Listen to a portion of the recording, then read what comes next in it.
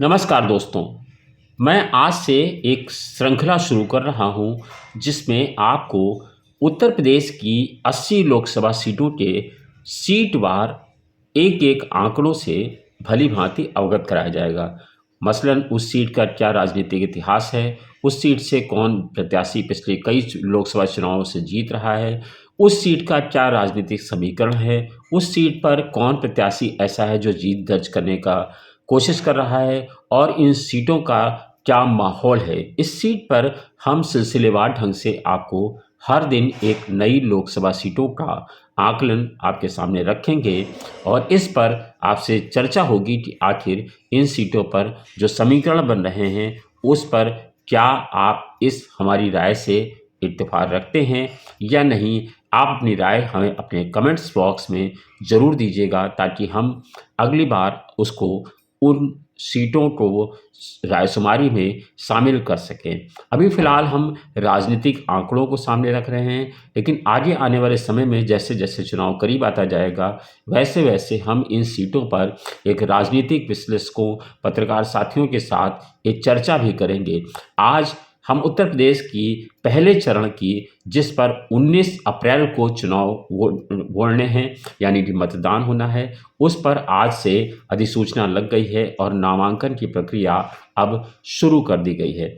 कल चुनाव आयोग के सीईओ नवदीप रिंगवा ने इन 8 सीटों पर चुनावों की घोषणा कर दी है। पहले चरण में जिन 8 सीटों पर चुनाव होना है उसमें सहारनपुर, कैराना, मुजफ्फरनगर, बिजनौर, नगीना, मुरादाबाद, रामपुर और पीलीभीत है। आज इसी क्रम में हम सबसे पहले जो सीट उत्तर प्रदेश की है जिस पर 19 अप्रैल को चुनाव होने हैं, वह उत्तर प्रदेश की सहारनपुर सीट है। आज इस सहारनपुर सीट पर हम आपके पास साथ विस्तार से चर्चा करने जा रहे हैं। साथियों, ये वीडियो थोड़ा बड़ा हो सकता है क्योंकि इस पर पूरे लोकसभा के चुनावों की राजनीतिक परिदृश्य पर हम विस्तार से प्रकाश डालेंगे, इसलिए उम्मीद है कि आप इस पर धैर्यपूर्वक सुनेंगे। सहारनपुर संसदीय सीट वो सीट है, अगर इसके राजनीतिक इतिहास की बात करें तो कभी ये सीट कांग्रेस के कब्जे में हुआ करती थी, लेकिन 1991 से लेकर अब तक के चुनावी परिणाम को देखेंगे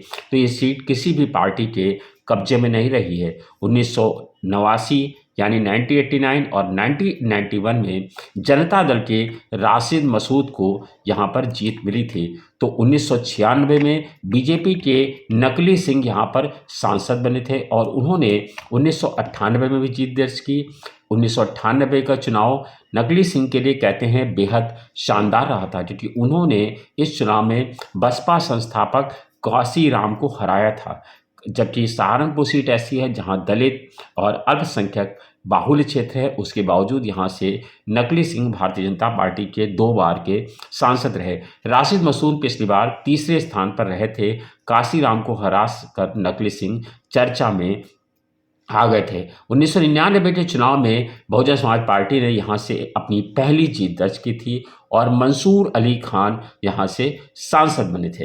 2004 के लोकसभा चुनाव में राशिद मसूद को जीत मिली। इस बार वो समाजवादी पार्टी के टिकट पर चुनाव लड़े थे, जबकि इसके पहले के चुनाव 2 बार जनता दल के टिकट पर सांसद चुने गए। 2009 में बसपा के जगदीश सिंह राणा सांसद चुने गए, लेकिन 2014 के चुनाव में मोदी लहर में ये सीट फिर से भारतीय जनता पार्टी के खाते में आ गई और राघव लखनपाल यहाँ के सांसद चुने गए। अभी पिछले दिनों हमने वहाँ पर लोगों से बातचीत की तो राघव लखनपाल वहाँ पर दूसरे नंबर पे जनता की पहली पसंद माने गए हैं। 2019 के चुनाव में बसपा और सपा दोनों मिलकर चुनाव लड़े और बीजेपी को हराने में कामयाब रहे थे। 2011 की जनगणना के मुताबिक अगर सहारनपुर की कुल आबादी की बात करें तो ये करीब 3,46,06,382 है, जिसमें पुरुषों की संख्या 1,834,106 है, जबकि महिलाओं की आबादी 1,663,22,76 है। जब 46 जिले की साक्षरता दर 70.49% है। अगर सेक्सुअल तुलना की बात करें तो प्रति 1000 पुरुषों पर 890 महिलाएं हैं। हालांकि ये आंकड़े 2011 के हैं। उसके बाद 2021 की जो जनगणना हुई थी उसके आंकड़े अभी तक सामने नहीं आए। ऐसे में इस संख्या में वृद्धि होने के आसार साफ दिखाई पड़ रहे हैं। धर्म के लिहाज से माने तो सहारनपुर जिले में हिंदू और मुसलमानों की संख्या में ज़्यादा अंतर नहीं है, यानी कि हिंदुओं की आबादी 56.74% है तो मुसलमानों की आबादी 41.95 है। इसीलिए कहा जाता है कि इस सीट पर अल्पसंख्यक यानी एक विशेष समुदाय मुस्लिम समुदाय यहाँ पर अच्छा खासा प्रभावित है और वो जीत और हार को प्रभावित करता है। इसी तरह से तीसरे नंबर पर जो यहाँ पर समुदाय है वो सिख समुदाय है। सहारनपुर जिले का इतिहास माने तो बहुत पुराना है। पुरातात्विक सर्वेक्षणों के जरिए अगर हम इस बात को माने तो यहाँ पर 2000 ईसा पूर्व से पहले के लोगों के रहने के जानकारी हाथ में लगती है। निश्चित रूप से ये भी कहा जा सकता है ये क्षेत्र सिंधु घाटी सभ्यता के साथ जुड़ा है। यहाँ के अम्बकेरी, बड़गांव, हुलास और नसीरपुर हड़प्पा सभ्यता के केंद्र कभी हुआ करते थे। इन जगहों पर हड़प्पा कालीन सभ्यता की कई सारी चीज़ें मिली हैं। मध्य युग में देखें तो इल्तुतमिश के दौर में सहारनपुर गुलाम वंश का हिस्सा बन गया था। कहा जाता है कि 1340 में शिवालिक राजाओं के विद्रोह को कुचलने के लिए मोहम्मद बिन तुगलक ने उत्तरी दोआब तक पहुंच गया था। वहां उसे एक सूफी संत के बारे में जानकारी मिली। फिर वो उससे मिलने गया और फिर आदेश दिया कि इस जगह को शाह हारून चिश्ती के नाम से जाना जाए। बदलते दौर में शहर की पहचान बदलती रही। मुगल काल में सुल्तान अकबर ने सहारनपुर में नागरिक प्रशासन की स्थापना की थी और यहाँ के लिए एक गवर्नर नियुक्त किया था। सहारनपुर की जागीर राजा महाशाह रणवीर सिंह को देकर उन्हें सम्मानित किया गया था और उन्होंने ही सहारनपुर शहर की स्थापना की थी। हालांकि तब सहारनपुर एक छोटा सा गांव हुआ करता था और यहाँ एक सेना का कैंट क्षेत्र था। यहाँ का अधिकांश हिस्सा 1803 में सहारनपुर मुगलों के हाथ से निकलकर अंग्रेजों के हाथ में आ गया। बाद में आज़ादी के दारुल उलूम देवबंद के संस्थापकों ने अंग्रेजों के खिलाफ विद्रोह में हिस्सा भी लिया। 1867 में मौलाना नानोतवादी और मौलाना राशिद अहमद गंगोह ने देवबंद में एक स्कूल की स्थापना की थी जो बाद में दारुल उलूम नाम से प्रसिद्ध हो गया। प्रसिद्ध क्रांतिकारी मौलाना महमूद हसन यहीं के छात्र रहे हैं। ये आप जो चीज़ें हैं सहारनपुर की वो बिल्कुल साफ बता रही हैं कि यहाँ का इतिहास मिला जुला रहा है। यहाँ पर कभी जो है सहारनपुर लोकसभा का इतिहास अगर आप देखेंगे तो बिल्कुल साफ होता जा रहा है। यहाँ पर कभी जो है अगले कुछ महीनों में जब यहाँ चुनाव होंगे तो अगले चुनाव में क्या 19 अप्रैल को जो चुनाव होने हैं तो अब यहाँ पर चर्चा हो रही है कि यहाँ के चुनाव परिणाम कैसे रहेंगे, केंद्र में किसकी सरकार बनेगी। प्रदेश में चर्चित लोकसभा सीट में सहारनपुर सबसे संसदीय सीट है। यहाँ की खासियत ये रही है कि 2019 के चुनाव में यह सीट उन सीटों में शामिल रही जहां पर भारतीय जनता पार्टी को हार का सामना करना पड़ा था। बहुजन समाज पार्टी के हाजी फजलुर रहमान ने यहां पर जीत दर्ज की थी। विपक्षी दलों के गठबंधन इंडिया ने यहां पर इस बार कांग्रेस के इमरान मसूद को उतारने का मन बनाया है क्योंकि ये सीट कांग्रेस के खाते में गई है। सहारनपुर लोकसभा सीट पर 2019 में बसपा को जीत मिली थी। इस संसदीय सीट के इतिहास तहत 5 विधानसभा सीटें आती हैं जिसमें 3 सीटों पर भारतीय जनता पार्टी का कब्जा है तो 2 सीट पर समाजवादी पार्टी को जीत मिली थी। 2022 के विधानसभा चुनाव में जिले की बीहट सीट सपा को, सहारनपुर नगर भाजपा को, सहारनपुर देहात सीट सपा को, देवबंद सीट भाजपा को, रामपुर मनिहारन सीट भाजपा के खाते में गई थी। जबकि 2019 के चुनाव में बसपा को ये लोकसभा सीट मिली थी। 2022 में यहाँ पर विधानसभा चुनाव में किसी भी सीट पर जीत हासिल नहीं हो सकी थी। खास बात यह है कि इस लोकसभा चुनाव में प्रदेश में बहुजन समाजवादी पार्टी और समाजवादी पार्टी के बीच आपसी गठबंधन था और इस वजह से ये सीट समाजवादी पार्टी के खाते में गई थी।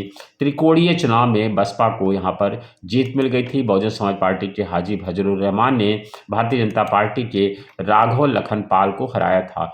इस बार उन्हें 5,14,139 वोट मिले थे, तो राघव लखनपाल को 4,91,722 वोट मिले थे। चुनाव में कांग्रेस तीसरे स्थान पर रही थी और उसके उम्मीदवार इमरान मसूद को 2,07,068 वोट मिला था। फजलुर रहमान ने 22,417 मतों के अंतर से ये जीत हासिल की थी। तब के चुनाव में सहारनपुर लोकसभा के तहत कुल 16,77,662 वोटर्स थे, जिसमें पुरुष मतदाताओं की संख्या 9,02,294 थी, जबकि महिला वोटर्स की संख्या 7,75,492 थी। इनमें से कुल 12,31,746 वोट यानी कि 73.7% वोटर्स ने वोट डाले थे। नोटा के पक्ष में 4,284 वोट यानी 0.3% वोट पड़े थे। आम आदमी पार्टी के उम्मीदवार को 2,000 से भी कम वोट मिले थे। सहारनपुर एक ऐसी सीट है जहां पर कई बार भारतीय जनता पार्टी के खाते में सीट गई है। अब तक के अगर देखें तो आज़ादी के बाद से सहारनपुर लोकसभा सीट पर भारतीय जनता पार्टी ने 3 बार केवल इस सीट पर जीत हासिल की है। एक 1996 से 98 में नकली सिंह, 2014 के चुनाव में राघव लखनपाल और इसके अलावा अन्य इस सीट पर हमेशा अन्य दलों का कब्जा रहा है। आज़ादी के बाद में देश के लोकसभा के चुनाव के 17 चुनाव हो चुके हैं।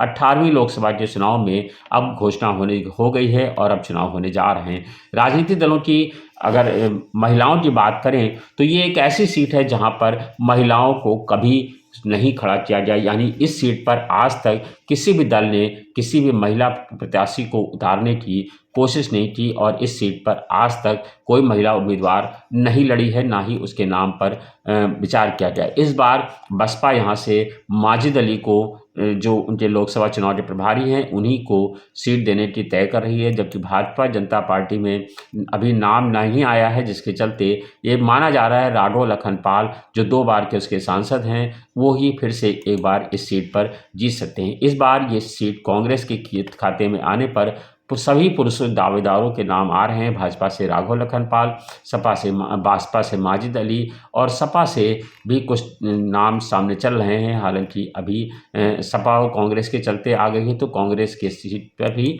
इसी तरह से नाम चल रहा है। ये सीट अब मानी जा रही है कि अब इस बार जो निर्णायक वोट होगा वो वैश्य, मुस्लिम और अनुसूचित का होगा। इन तीनों नेताओं को भारतीय जनता पार्टी ने अपने खाते में शामिल कर लिया है। भारतीय जनता पार्टी ने वैश्य, मुस्लिम और अनुसूचित वर्ग में अपनी पैठ बनाने का काम किया है। भाजपा में शामिल हुए पूर्व मंत्री संजय गर्ग वैश्य समाज से ताल्लुक रखते हैं, जिसके बाद चुनावी समीकरण बदल गए हैं, जबकि नानौता चेयरपर्सन मुस्लिम और सरसावा चेयरमैन अनुसूचित वर्ग के हैं। तीनों ने भारतीय जनता पार्टी के सदस्यता ले ली है।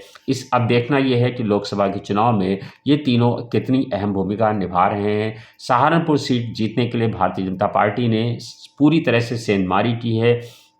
हाल ही में मुलायम सिंह के करीबी और 3 बार के विधायक पूर्व मंत्री संजय गर्ग भाजपा में शामिल हुए। इससे पहले नानौता की चेयरमैन रुमाना खान, उनके पति चेयरमैन अफजाल खान दोनों भाजपा से शामिल हो चुके हैं, जबकि सरसावा चेयरमैन कोमल पवार भी अपने पति राजू उर्फ प्रमोद पवार के साथ भाजपा में शामिल हो गई हैं। दोनों ने ही चेयरमैन ने निर्दलीय चुनाव लड़ा था, जबकि इससे पहले वो किसी न किसी राजनीतिक पार्टी में थे। तो ये है कि आने वाले दिनों में भारतीय जनता पार्टी जिस तरह से यहाँ पर सेंधमारी कर रही है, तो ये जीतने की कोशिश है। लेकिन फिलहाल लखनऊ उत्तर प्रदेश पश्चिम की ये सीट फिलहाल कांटे की जीत के लिए कांटे की लड़ाई की ओर अग्रसर हो रही है। अब देखना यह है कि जब 4 जून को परिणाम आएंगे तो सहारनपुर सीट पर किसको जीत मिलेगी, ये देखने वाली बात होगी। आप इस सीट पर मेरी राय से सहमत हैं या नहीं, इस अपनी राय में ज़रूर लिखिएगा। धन्यवाद, शुक्रिया।